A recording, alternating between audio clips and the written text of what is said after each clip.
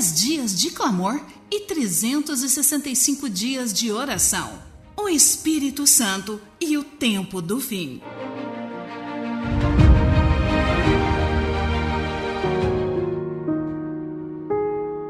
Sexto dia, o fruto do Espírito Santo, parte 2. Não se enganem, de Deus não se zomba, pois aquilo que a pessoa semear, isso também colherá. Quem semeia para a sua própria carne, da carne colherá a corrupção. Mas quem semeia para o Espírito, do Espírito colherá a vida eterna. E não nos cansemos de fazer o bem, porque no tempo certo faremos a colheita, se não desanimarmos. Gálatas capítulo 6, versículos 7 a 9. Você já se perguntou por que, no capítulo 5 de Gálatas, a expressão fruto do Espírito está no singular, enquanto obras da carne é usada no plural?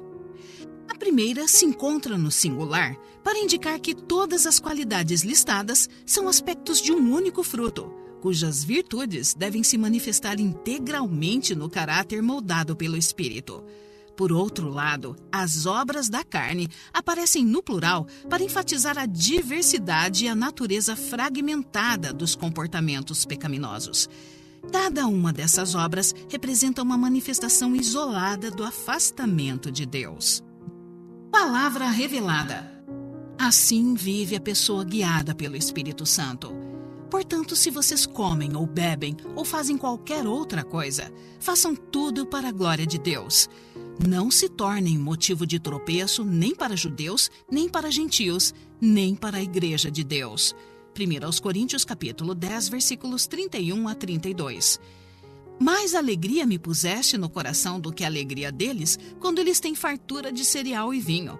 Em paz me deito e logo pego no sono, porque só tu, Senhor, me fazes repousar seguro. Salmo 4, versículos 7 e 8. Fala com sabedoria, e a instrução da bondade está na sua língua. Cuida do bom andamento da sua casa e não come o pão da preguiça. Provérbios 31, versículos 26 e 27.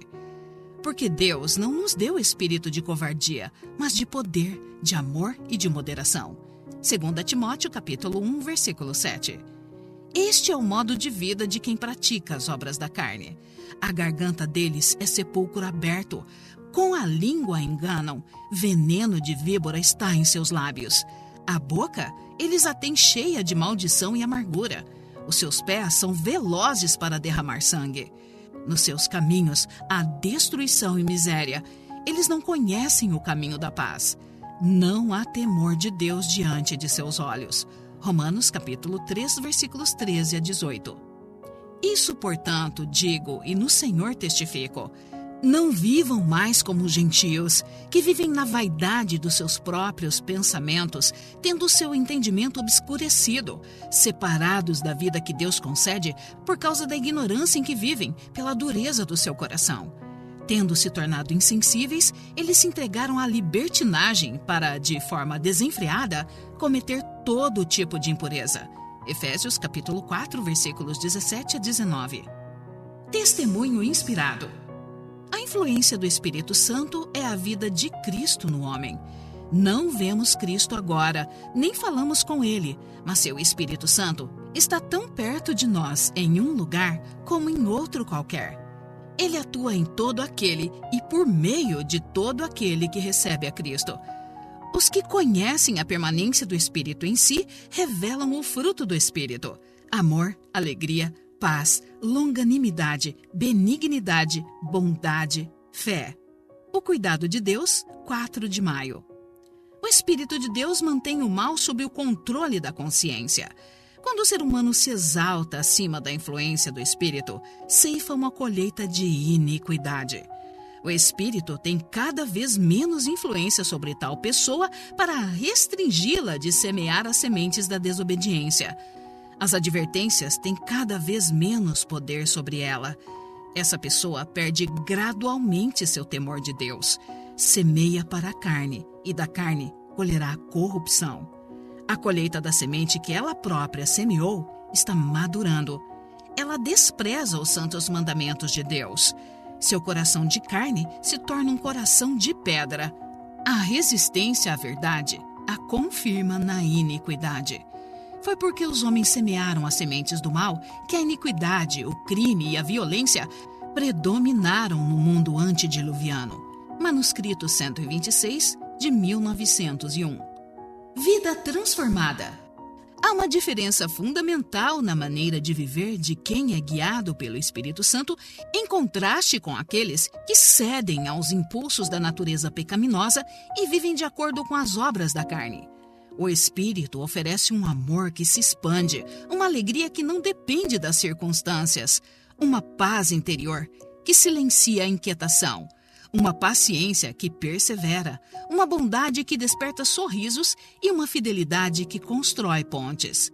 Essas características são facetas de um mesmo fruto, revelando unidade e coerência que transformam o caráter. Por outro lado, a existência orientada pela satisfação própria tende a produzir uma variedade de comportamentos desconexos e muitas vezes autodestrutivos. Abra diariamente o coração à orientação divina, cultivando as virtudes que refletem um propósito mais elevado. É nesse compromisso contínuo que você experimentará profunda renovação interior e se tornará canal de bondade e luz para um mundo que anseia por esperança e harmonia.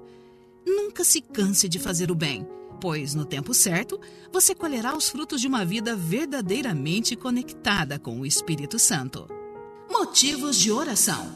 Para que o Espírito Santo transforme atitudes que o afastam de Deus, para que seus relacionamentos reflitam o amor de Cristo. Momento de refletir.